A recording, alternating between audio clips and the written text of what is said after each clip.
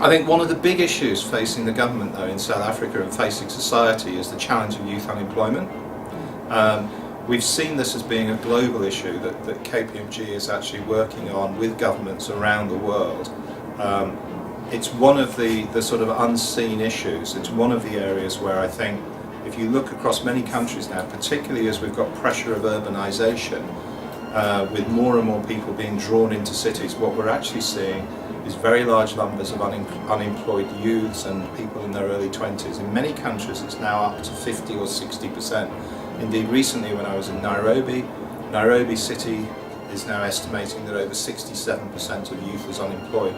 Here in South Africa it's well over 50% in most of the urban areas. Many countries around the world we're looking at those sorts of things.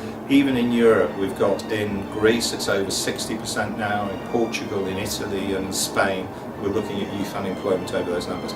Frankly, that is just not sustainable. We have a lost generation that we need to deal with. It's all very well having plans looking 10 and 20 years ahead, but we need to start, I think, now with early prioritisation in all of the plans, looking at job creation and particularly job creation for the unemployed youth. If we fail to do that, not just in South Africa but in any country, as a society, we sow the seeds for unrest, and disruption and crime, and those issues will draw resources away from some of the key issues that are required to be addressed in infrastructure, in terms of investment, in health, in education and in social services.